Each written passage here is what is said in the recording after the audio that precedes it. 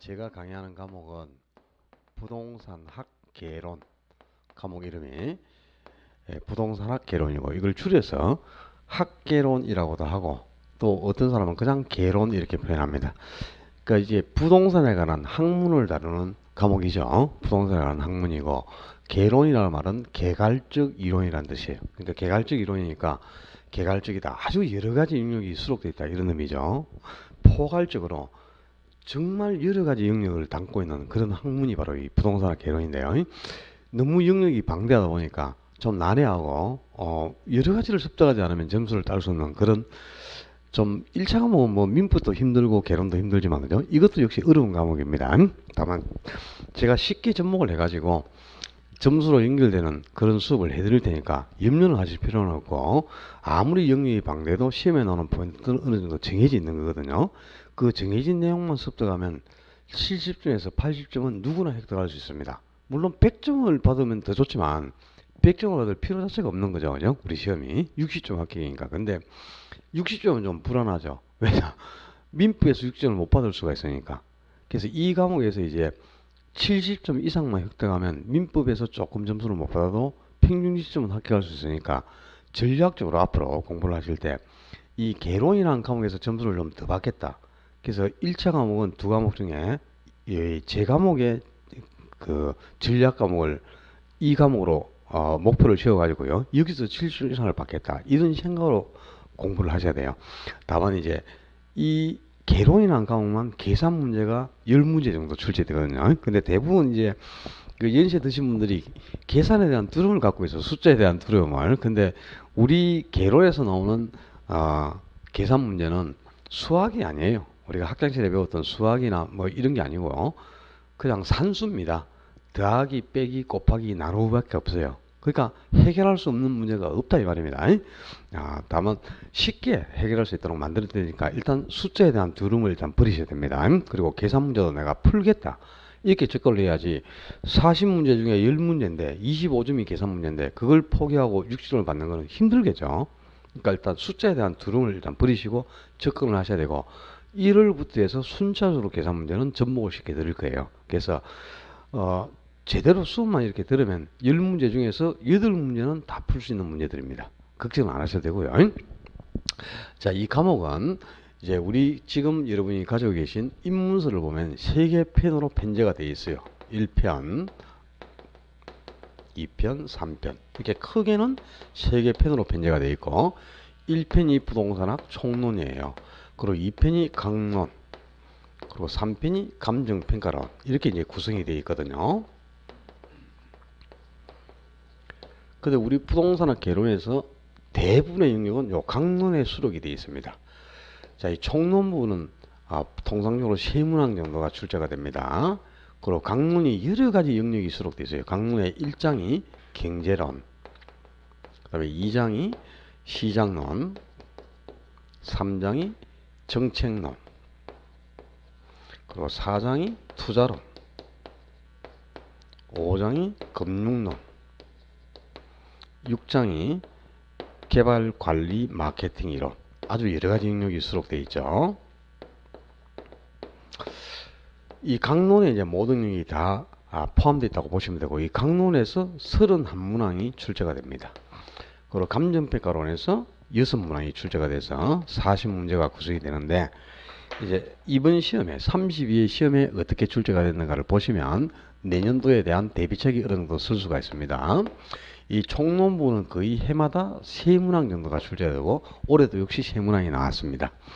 그리고 강론 중에 이제 경제론이 6문제가 출제가 됐고요.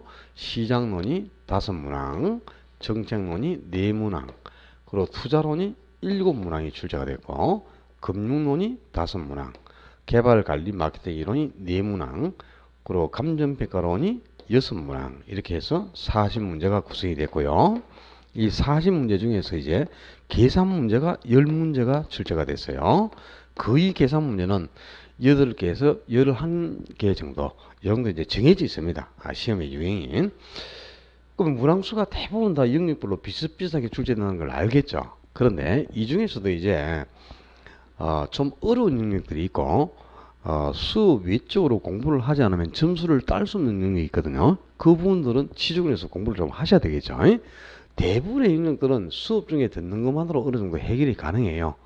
근데 이 중에서요, 제일 어려운 거는 감정평가론이죠. 이건 전문 영역이니까 감정평가사라는 전문가가 하는 거니까 용어들도 어렵고 원리도 까다롭습니다. 상당히 이 감정평가 때문에 애를 먹습니다.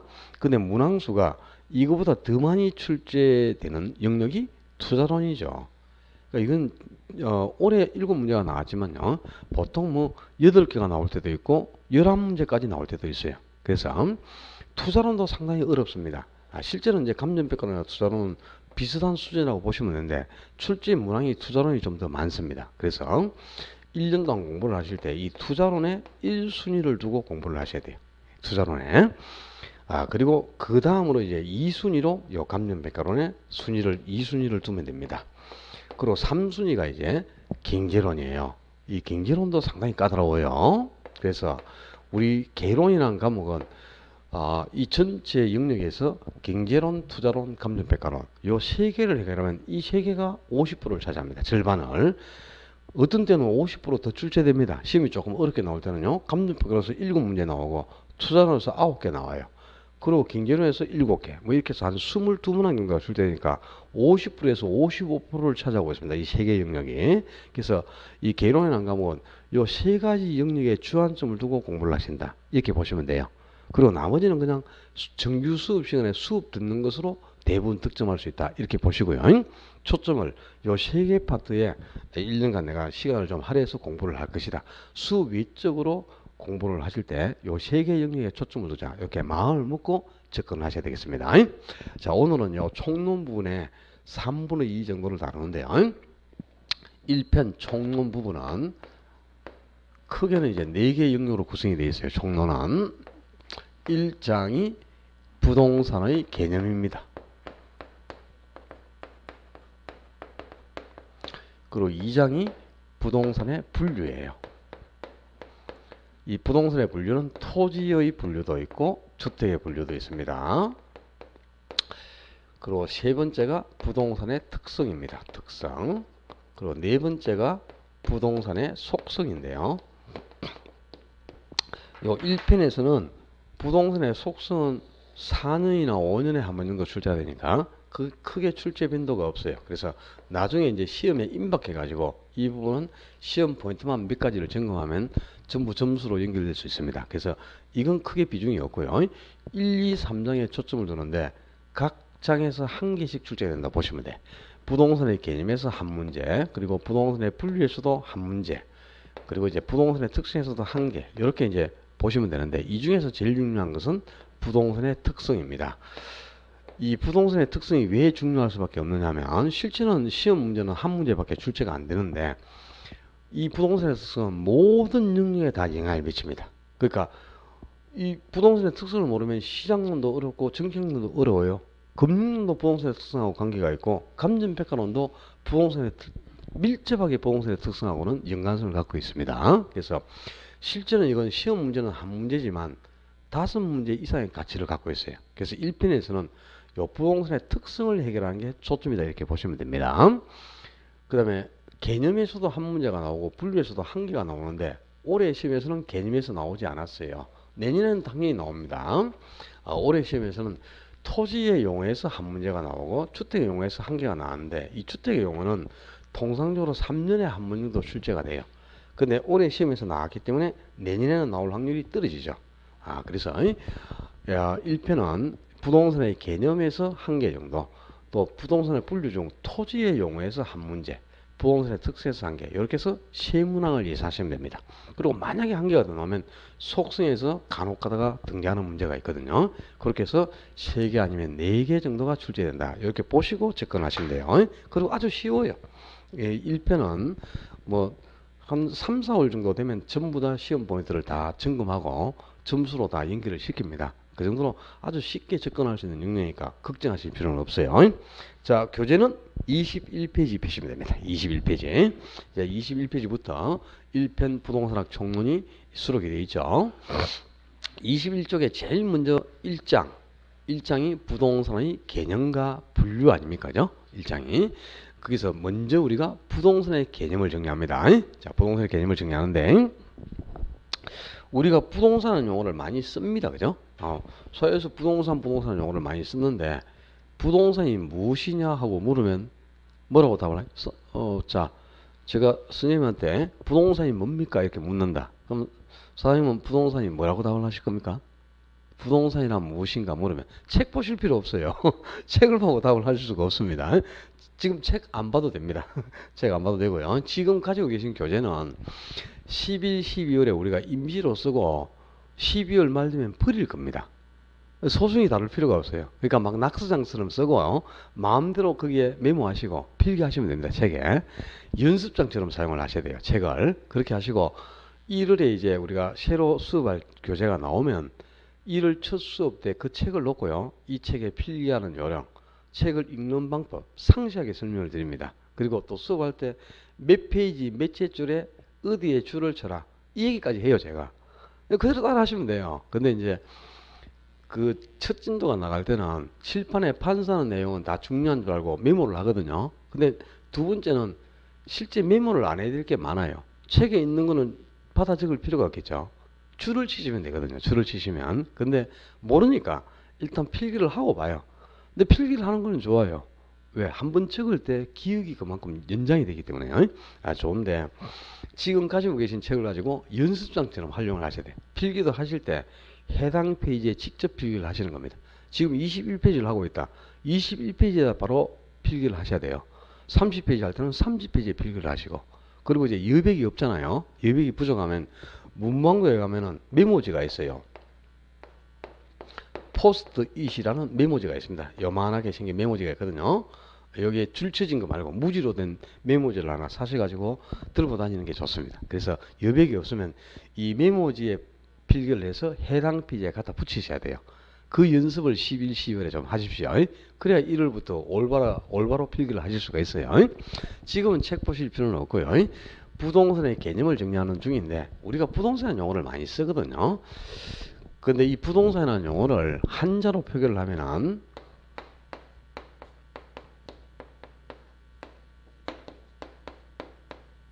이렇게 표기를 할 수 있습니다. 그럼 부동산은 움직이지 않는 재산 이런 뜻이다. 그죠? 움직이지 않는 재산, 움직이지 않는 물건이 부동산이에요. 그 부자를 빼면 이제 동산인데 동산과 부동산의 가장 큰 차이점. 동산은 움직이는 재산이다. 움직이는 물건이라는 뜻이에요. 그러니까 움직이니까 이동이 가능하고 들고 다닐 수 있다는 뜻이죠. 이동이 가능한 물건이면 동산이 되고 움직이지 않고 고정되어 있다. 그러면 부동산이다 그런 뜻입니다. 그래서 일반적인 기준에서는 일반적으로는 동산과 부동산을 구분할 때 동산은 움직이는 물건, 부동산은 움직이지 않는 고정된 물건 이렇게 답을 하면 됩니다. 부동산이란 이동되지 않는 고정된 물건, 움직이지 않는 물건을 부동산이라고 하는 거예요. 대표적으로 토지도 있고 건물도 있고 그렇죠? 이런 것들을 그냥 우리가 통틀어 부동산 이렇게 표현하는 겁니다. 다만 이제 일반적인 기준에서는 동산과 부동산을 구분할 때 이동이 가능하고 움직이면 동산이 되고 이동되지 않고 고정되어 있다면 부동산으로 분류할 수 있겠죠. 그런데 법률적인 기준에서는 동산과 부동산을 구분하는 포인트가 움직이느냐 움직이지 않나가 아니고요. 공시방법이에요. 공시방법.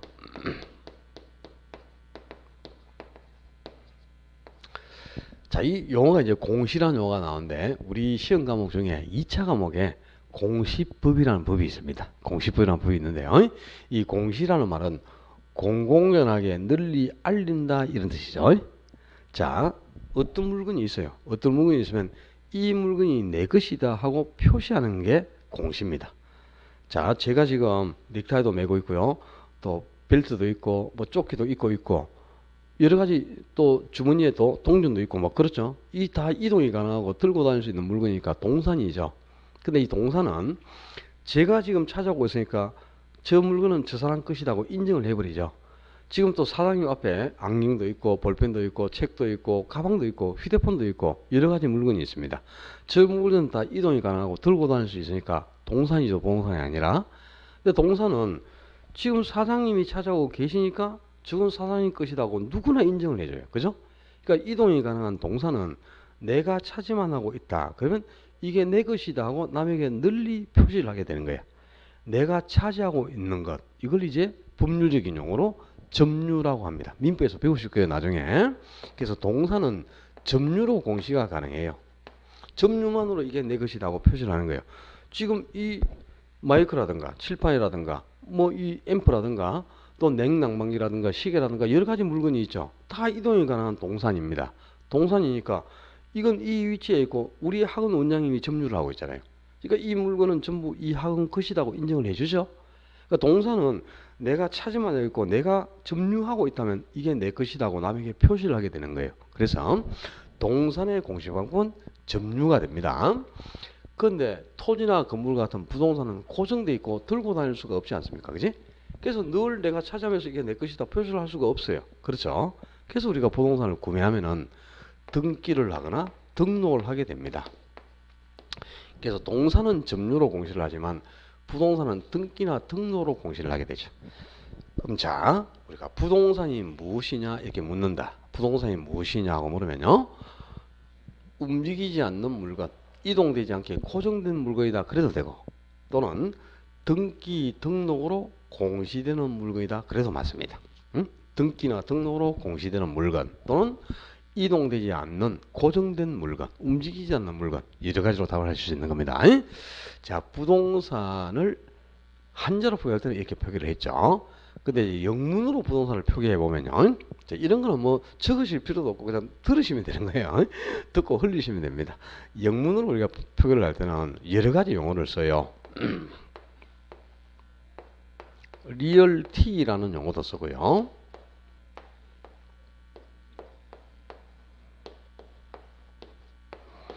리얼 프로퍼티라는 용어도 씁니다. 그리고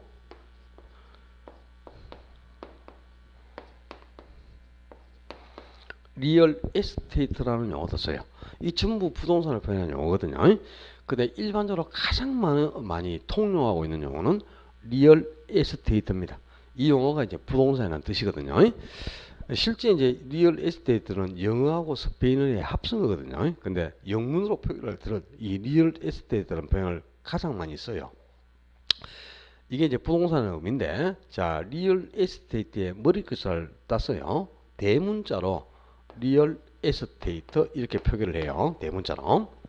그럼 이게 리얼 에스테이트가 부동산이라는 뜻이지만 이걸 대문자로 표기할 때는 이게 부동산이라는 뜻이 아니고 부동산 학이 됩니다. 대문자로 표기할 때는 이게 부동산 학이라는 뜻이에요. 그리고 리얼 에스테이트의 머리끝자를 따서 소문자로 이렇게 리얼 에스테이트를 표기하죠. 그러면 이게 부동산이다 이런 뜻이에요. 그래서 이제 앞으로 제가 판서를 할 때, 칠판에 메모를 할 때 부동산을 한글로 이렇게 적기도 하지만 한자로 이렇게 알리 이렇게 표기를 할 때가 있거든요. 그럼 이게 리얼 에스테이트의 머리글자를 단 부동산이라는 뜻이구나. 이걸 알고 접근하시라는 뜻이에요. 앞으로 수업 중에 이제 부동산하고 적을 때 RE 이렇게 적으면 아, 저게 부동산이라는 용어다. 이렇게 알고 계시는 겁니다. 그리고 이제 공인중개사를 이제 영어로 표기한다. 그 미국에서는 공인중개사는 부동산에 관한 업무를 대리하는 사람이다. 이렇게 표현을 하거든요. 그래서 이 리얼 에스테이트 다음에 에이전트라는 용어를 붙입니다. 에이전트, 대리인. 이걸 붙이면 이제 부동산에 관한 업무를 대리하는 사람. 이게 공인중개사라는 뜻이에요. 그래서 영문으로 우리가 공인중개사를 표기할 때는 이렇게 리얼 에스테이트 에이전트 이렇게 표현한다. 요 용어는 이제 참고로 한 개 알아두면 좋겠죠. 그죠? 나중에 영문으로 명함을 팔 수도 있으니까. 자, 지금 우리가 부동산의 개념을 정리하고 있는 중입니다. 근데 만약에 우리에게 지금 한 몇억 정도, 3억 정도 유유 자금이 있어가지고 내가 부동산에 한번 투자를 해볼까 이런 생각을 한다. 내가 3억 정도 유유 자금이 있었어요. 아파트에 한번 투자를 해볼까. 요즘 아파트 가격 많이 상승했죠, 전국적으로. 그래서 이 유유 자금으로 아파트를 하나 사서 한번 투자를 해보자 이런 생각을 했다고 가정하자요. 그러면 아파트 하나 살 때 고려해야 될 사항이 한두 가지가 아니잖아요. 그죠? 여러 가지를 고려한 끝에 아파트를 구매하겠죠. 제일 먼저 이제 뭐 이건 답이 정해지는 게 아닙니다. 여러 가지를 다 보고 구매를 할 거예요. 가장 먼저 내가 지금 3억을 갖고 있으니까 내 돈에 맞는 가격대니까 가격 알아보겠죠. 가격도 알아보고요. 또 3억에 사서 이걸 4억, 5억에 팔 수 있느냐? 과연 이런 투자 가치가 있느냐? 이런 것도 이제 따져봐요. 그죠? 3억에 사서 4억에 팔 수 있는지. 그리고 또 3억짜리 아파트를 3억을 현금을 다 주고 내 돈만 주고 살 수는 없는 거죠. 은행에 대출을 받을 수도 있지 않습니까? 그죠? 대출을 받아서 사는 게 더 유리할 수 있죠. 그래서 대출 여부도 따져봅니다. 또 대출을 받으면 금리가 몇 프로인지, 이자 몇 프로 줘야 되는지 이런 것도 따져보거든요. 그죠? 다 따져보죠. 뿐만 아니고 이 아파트의 세대수가 몇 세대 정도가 되느냐. 그리고 또 입지 조건, 위치는 양호한지, 뭐 역세권인지, 지하철역 근처에 있는지, 버스 정류장 근처인지, 주변 교통은 편리한지 이런 걸 따져보지 않습니까? 그지? 그리고 또 몇 년도에 건축한 물건인가, 건축 연도도 따져봐요. 뭐 10년, 20년 지난 구형 아파트보다는 신축 아파트가 훨씬 가치가 높은 거죠. 그런 것도 따져봐야 되겠죠.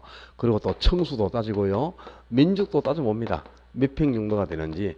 그리고 로얄층인지. 주로 고층으로 갈수록 이제 전망이 이수하니까 저층 아파트보다는 고층 아파트를 선호하는 게 높지 않습니까? 이제? 이런 것도 따져보겠죠. 그리고 또 뭐 기술적인 하자가 있나 없나도 따져봅니다. 그러니까 뭐 싱크대에 물은 잘 나오는지, 벽에 검은 가지 않았는지, 곰팡이가 비있지는 않은지, 비가 새지는 않는지, 누수가 되지는 않는가 이런 걸 다 따져보죠. 그리고 중요한 게 또 있어요. 자, 부동산은 동산은 점유로 공시약 안 하지만 부동산은 점유로 공시를 할 수 없으니까 등기나 등록을 해둔다 그랬죠. 그럼 내가 부동산을 살 때는 가장 먼저 해야 될 게 바로 이겁니다. 우리가 잘 몰라 일반인들이. 등기부 등본을 확인해야 돼요. 그죠? 등기부 등본을 딱 떼가지고요. 각구를 보면 이제 권리관계가 명시되어 있거든. 이게 소유자가 갑인지 을인지, 그죠? 이게 명시가 되어 있으니까 등기부상에 갑으로 등기가 되어 있으면 실제 소유자도 갑이 하고 있어야 되겠죠. 그래 권리관계가 하자가 없죠. 그런 아파트를 취득해야 온전하게 내가 소유권을 가질 수 있지 않습니까? 그지? 그러니까 이것도 따져봐야 되고, 또 뭐 저당권이 설정되어 있지 않은지, 저당권이라든가 근저당권 이런 담보물권, 그러니까 민법에서 이제 배우실 거죠. 이런 담보물권이 설정되어 있지는 않은지, 압류나 가압류 등기가 되어 있지는 않은가 이런 걸 따져봐야 되죠. 혹시 주인이 아파트를 담보로 한 2억 빌려가지고 돈을 빌려 쓰고 저당권을 설정했는데 채무를 변제를 안 하면 금융기관에서 경매가 들어올 수도 있잖아요. 그럼 온전하게 내가 소유권을 취득하지 못할 우려도 있죠. 그래서 이런 걸 이제 따져봐야 됩니다. 그래서 부동산 한 개 취득할 때에도 이게 고려하고 따져봐야 될 게 한두 가지가 아니죠. 그래서 언제나 이렇게 우리 부동산에는 우리 주변에 여러 가지 측면이 도사리고 있어요. 자, 이제 교재로 갑니다. 21페이지에 교재 제일 처음에 보면은 복합 개념이라는 용어가 나오는데요. 1번에 우리 부동산 주변에 존재하고 있는 영역 중에서 맨 위에 있는 가격이라든가 투자 가치라든가 이런 것들은 전부 돈하고 관계되는 영역들이에요. 이런 것이 우리 부동산에 존재하는 경제적 측면이 됩니다. 그리고 건축 용도나 세대수, 청소, 면적, 위치, 방향, 기술적인 하자 유무 이런 것이 부동산에 존재하는 기술적 측면이 됩니다. 그리고 맨 아래에 있는 이런 것들이 이제 법하고 다 관계되는 내용들이죠. 이런 것을 법률적 측면이라고 하는 거예요.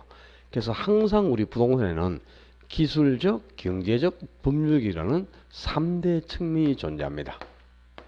3대 측면이 존재하고 이 세 가지 측면을 전부 합쳐요. 기술적, 경제적, 법률적 측면을 전부 묶어서 복합 개념이라고 하는 거예요. 자, 우리 부동산 학에서 가장 먼저 이제 접목해야 될 용어가 복합 개념이라는 용어입니다. 자, 교재 21쪽에 딱 보면 1번에 복합 개념의 부동산이라는 용어가 나와요. 그럼 복합 개념이란, 자, 복합 개념이란 부동산의 3대 측면을 뜻한다. 이렇게 답을 하셔야 됩니다. 3대 측면. 이 3대 측면을 묶어서 복합 개념이라고 하는 거니까 복합 개념이란 부동산의 3대 측면을 뜻한다. 3대 측면이 뭐냐 그러면요. 기술적, 경제적, 법률적 측면이다. 이렇게 답을 하셔야 돼요. 부동산의 3대 측면이란 기술적, 경제적, 법률적 측면이다. 그리고 이 세 가지 측면을 모두 합쳐서 복합 개념이라 한다. 이렇게 해서 용어를 일단 복합 개념이라는 용어를 정의하고 기억에 둡니다. 그래서 부동산에는 이렇게 항상 3대 측면이 존재하기 때문에 우리 부동산 학에서는 3대 측면에서 다양하게 부동산을 분류합니다. 여기서부터가 이제 시험 포인트예요. 교재에 다 나와 있습니다. 그 21쪽에 보시면 우리가 부동산이 이동되지 않는 고정된 움직이지 않는 물건인데 이 부동산을 대표하는 상품이 바로 토지 아니면 건물이죠. 그런데 우리 부동산 학에서 얘기하는 부동산이란 대부분 토지를 의미한다 이렇게 보시면 돼요. 근데 물론 건물도 있죠. 주택이나 상가나 공장과 같은 건물도 있지만 우리 개론에서 부동산 학에서 의미하는 부동산은 곧 토지다. 부동산은 토지다 이렇게 생각하시는 게 문제를 풀기가 쉬워집니다. 90% 이상은 토지다 이렇게 생각하시면 되는데 이 토지라는 부동산은 3대 측면에서 다양하게 분류할 수 있어요. 경제적 측면에서 본다면 부동산은 자산이 되기도 하고 또 자본이 되기도 합니다. 그리고 생산재인 생산 요소가 되기도 해요. 생산재, 생산 요소 같은 말입니다. 또 최종 소비재가 되기도 하고 그리고 상품이 되기도 합니다. 자, 이 용어들이 자산, 자본, 소비재, 상품 전부 부동산을 표현하는 용어입니다. 부동산을 표현하는 용어인데 다만 이 용어들은 전부 경제적 측면의 부동산을 뜻하는 용어예요. 그러니까 자산도 부동산이고 자본도 부동산이고 소비재도 부동산입니다.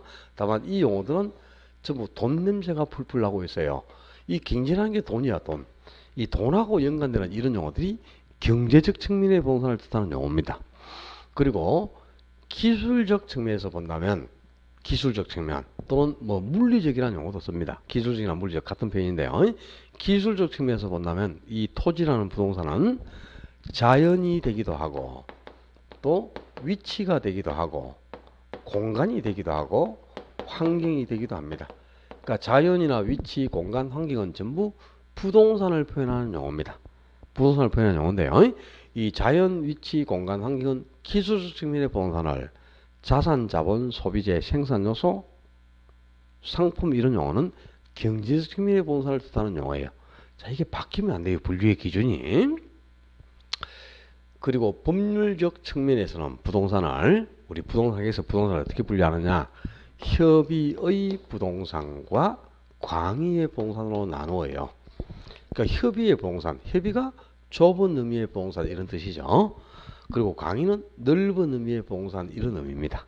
자, 좁은 의미의 부동산, 협의의 부동산이란 민법에서 규정하고 있는 부동산만을 협의의 부동산이라고 하는 거예요. 자, 우리 민법을 보시면 우리 수요일날 민법이라는 과목을 배우시잖아요. 근데 민법이 이제 1조부터 뭐 몇백 조가 있지만 우리 시험 보면은 99조부터입니다. 99조부터인데요. 민법 99조 1항을 보면은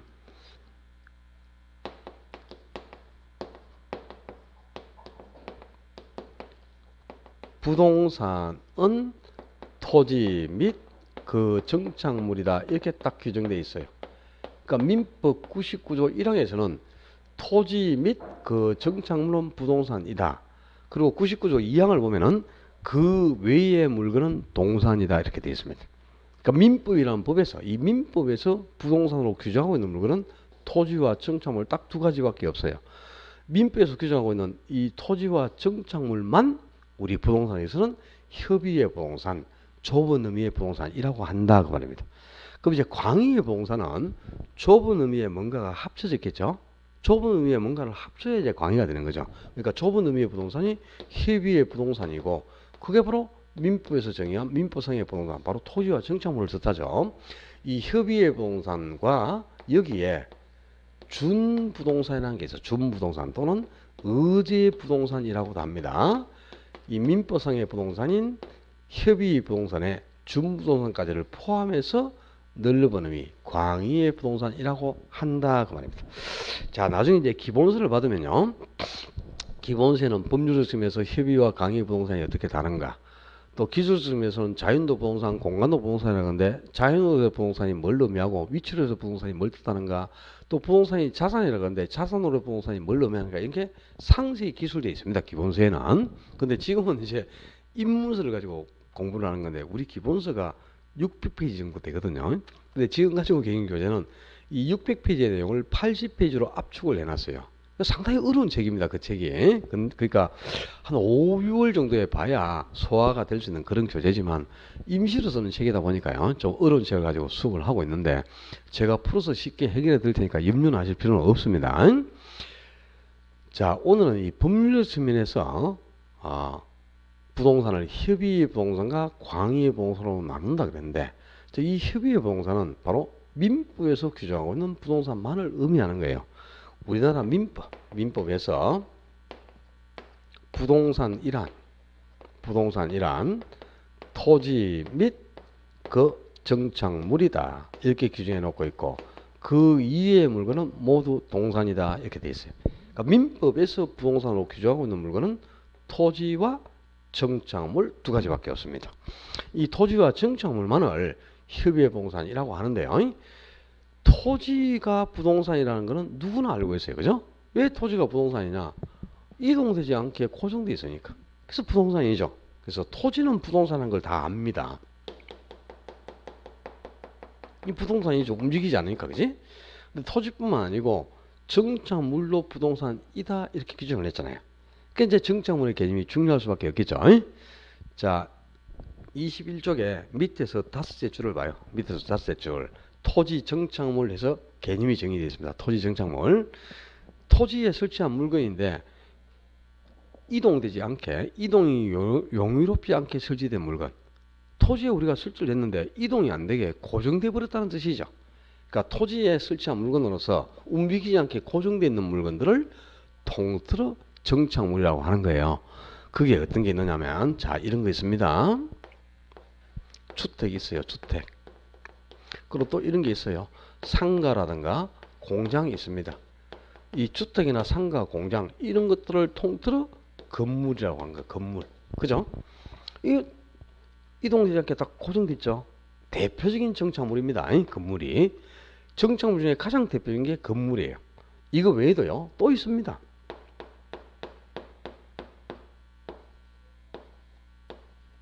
이거 나무를 그린 겁니다. 제가. 나무를 그린 건데, 나무는 대부분 등기가 되어 있지 않은데요. 예외적으로 등기가 된 나무도 있어요. 대부분의 나무는 등기가 되어 있지 않죠. 나무 중에 등기가 된 나무, 우리 시골에 가면은 마을 입구 쪽에요. 몇백 년 된 나무가 딱 버티고 뭐 손을 못 대게 이렇게 울타리도 쳐놓고 한 나무들 보시는 거 있을 거예요. 그런 것은 그 마을 명의로 등기가 되어 있습니다. 등기가 되는데요. 이 등기된 나무를 임목이라고 합니다. 임목이라고 하고요. 그리고 대부분의 나무는 등기가 되어 있지 않아요. 우리 밖에 나가면 도로변에 가로수가 한 그루 한 그루 서 있죠. 등기가 다 안 돼 있습니다. 그건 이 나무가 한 그루 한 그루 서 있을 때 수목이라고 합니다. 수목.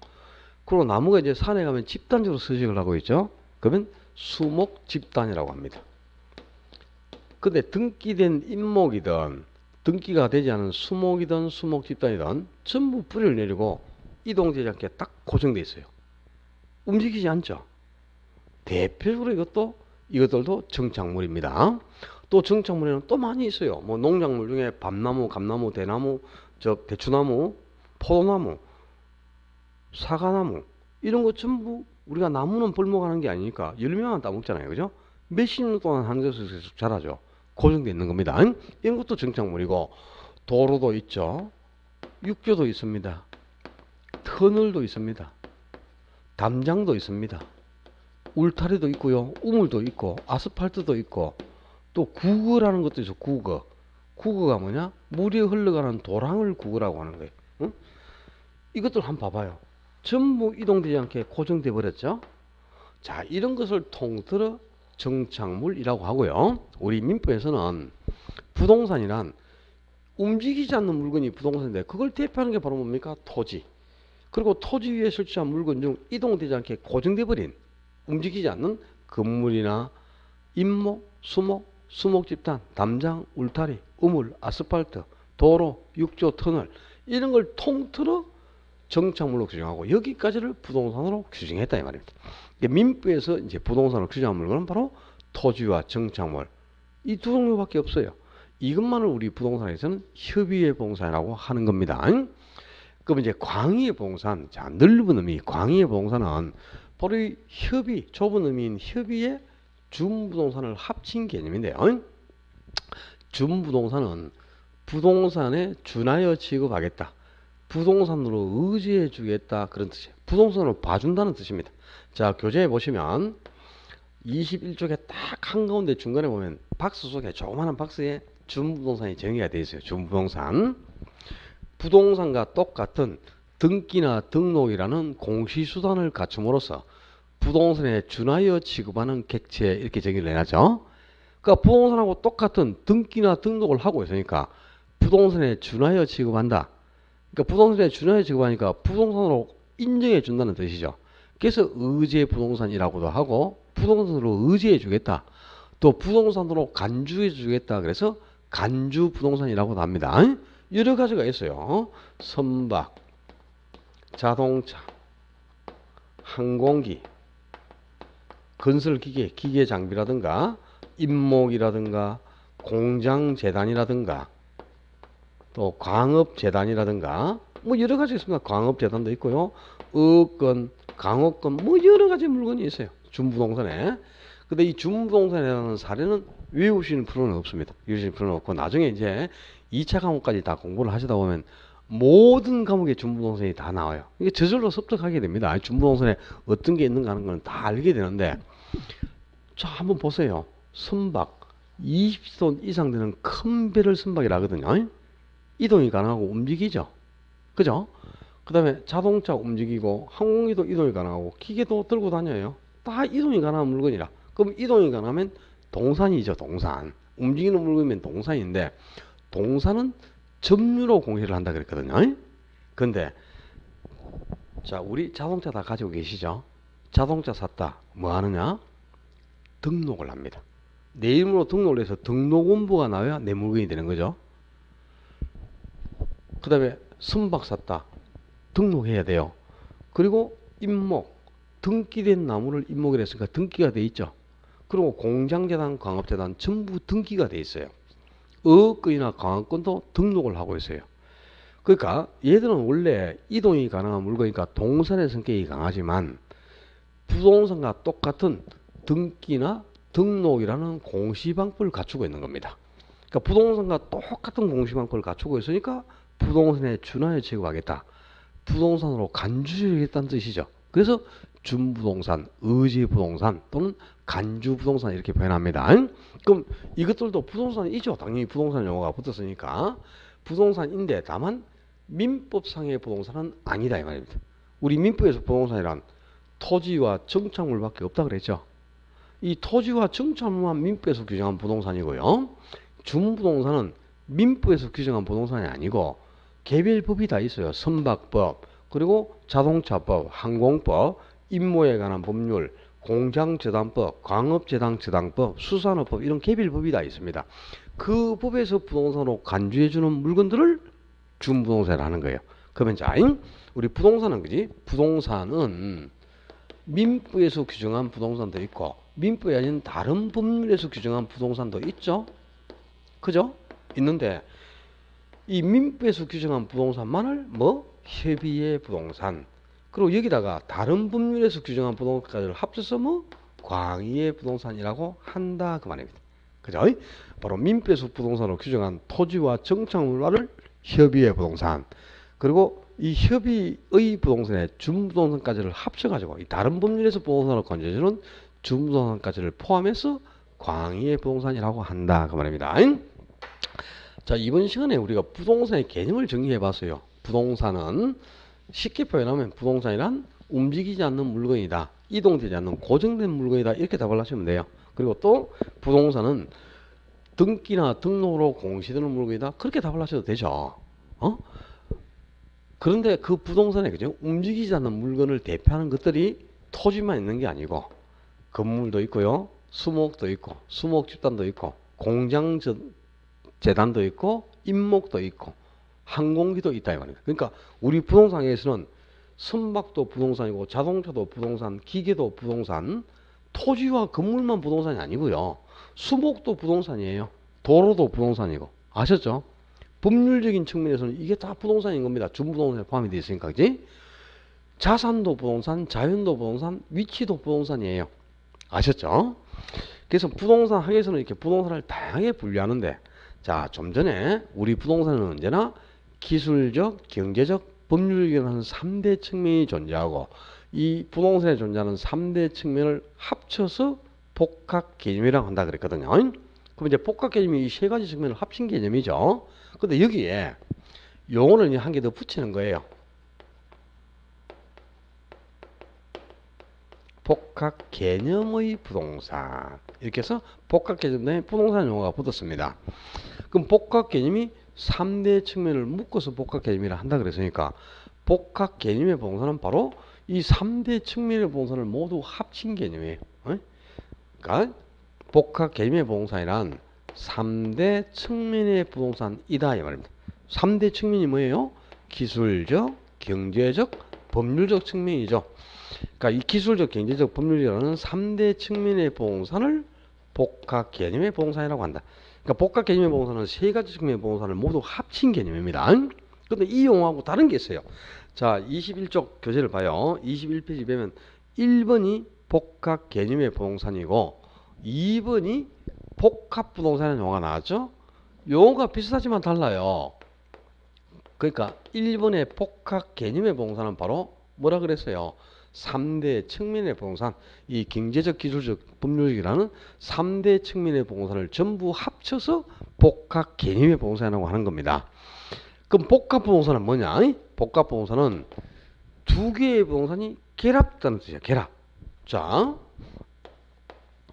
정의를 하자면 토지와 건물이 결합된 상태, 이렇게 딱 정의를 할 수 있어요.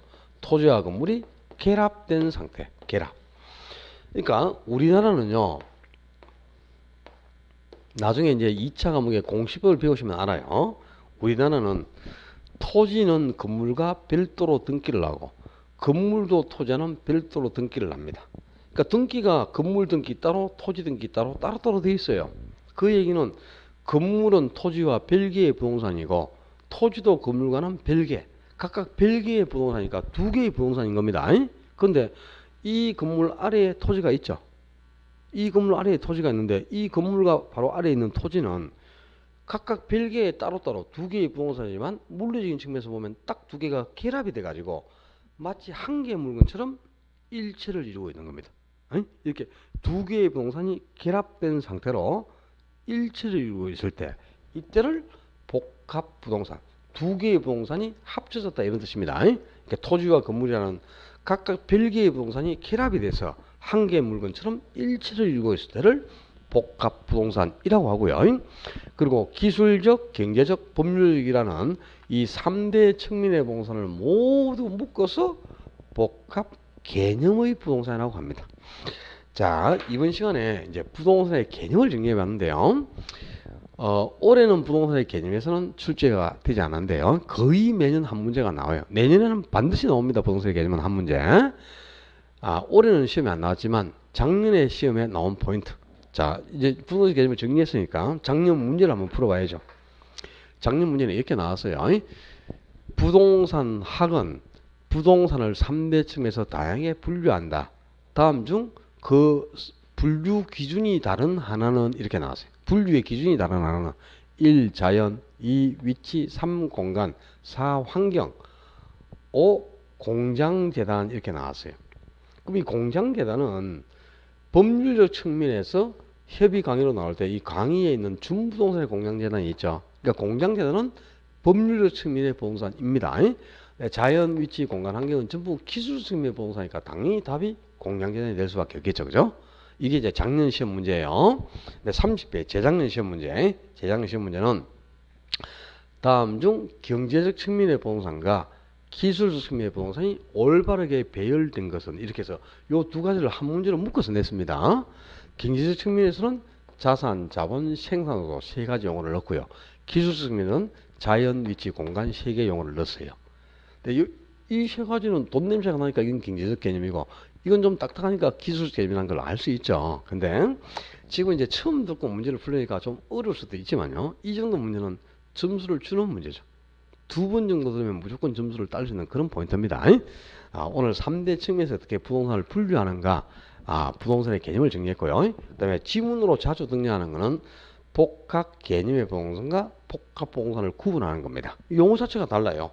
복합 부동산은 토지와 건물이라는 각각 따로따로 별개인데 토지도 건물과 별개, 건물도 토지와 별개인데 이 별개의 부동산 두 개가 결합이 돼서 마치 한 개처럼 일체를 이루고 있는 겁니다. 토지와 건물이 결합된 상태로 딱 한 개처럼 일체를 이루고 있을 때를 복합 부동산이라고 하고요. 복합 개념의 부동산은 바로 3대 측면의 부동산, 이 3대 측면의 부동산을 모두 포괄한 개념이다. 그런 뜻입니다. 이 두 개의 용도 구분을 하셔야 돼요. 자, 부동산의 개념이었고 한 문제 해결된 겁니다. 별로 어렵지가 않아요. 시험 문제 한 개 맞추기가 뭐 처음에는 좀 생소하고 그렇겠지만 그죠? 별게 없습니다. 좀 쉬셨다가 부동산의 분류, 토지의 용어에 대해서는 좀 쉬었다 생각을 그렇게 하겠습니다. 수고하셨습니다.